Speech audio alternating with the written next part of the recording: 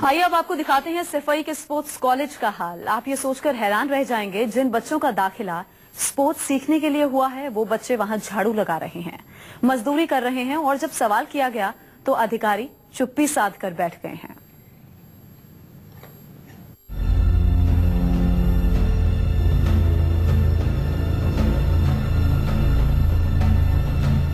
दरवाजे पर लिखा है अंतर्राष्ट्रीय, लेकिन लिख देने से कुछ बदल जाता तो बहुत कुछ बदल जाता उत्तर प्रदेश में, और वो भी बहुत पहले।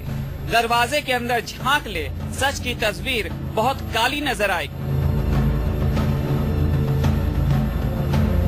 जिस हाथ में बल्ला होना था उस हाथ में कुदाल है, फावड़ा है, खंती है, बांस की बल्लियां है। सफाई की तस्वीर है।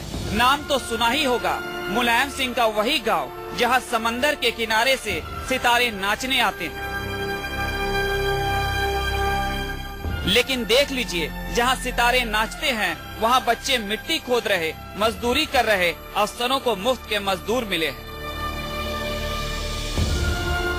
हमसे मिट्टी फेंकवाया जाता है और हमसे ग्रास वॉस कटवाया जाता है, तकट धोया जाता है, और हम लोग यहाँ डेली हम लोग यही काम करते हैं। हम लोग को प्रैक्टिस कुछ भी नहीं होती, डाइट भी नहीं मिलती, खाना। हाँ, ना फुटबॉल का ग्राउंड है और ना ही क्रिकेट का ग्राउंड है, ना बस स्विमिंग का। अभी स्विमिंग वालों का वो होने वाला है कंपटीशन, पर वो कोई भी तैयारी अभी तक नहीं हुई है।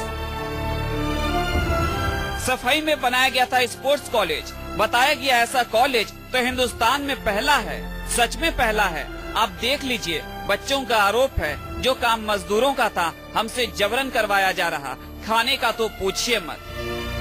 तो कोई बच्चा जब कैमरों को अधिकारियों ने देखा तो सांप की तरह सरकने लग गए, प्रिंसिपल भी और खेल अधिकारी भी, क्योंकि एहसास हो चुका था अंदर अपराध हो चुका। परिजन आए थे देखने बच्चे कौन सा हुनर सीख रहे। जाकर देखे तो देखकर दंग थे।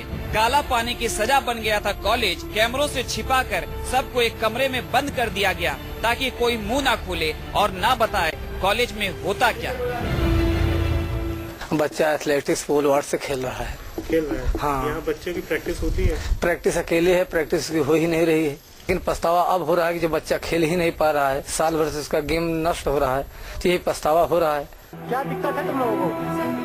कॉलेज बना, करोड़ों रुपए के रंगीन विज्ञापनों को दुनिया ने देखा तो बच्चे भी चुंबक की तरह खींचे चले आए। सरकार का चमकता हुआ चेहरा लगा था, लेकिन चमकते हुए चेहरों को भूल जाइए तो जुड़ा हुआ कॉलेज नजर आएगा, और उसमें मजदूरी करते ये बच्चे अब स्पोर्ट्स कॉलेज में पढ़ने की सजा काट रहे हैं। महोत्सव हो रहा था तो उसमें घास सब छिलवाया जा रहा, वहाँ पे मिट्टी फेंकवाया जा रहा था, बाल्टी पानी वो करने जा रहा था, बाल्टी से पानी हम लोग डाल रहे थे।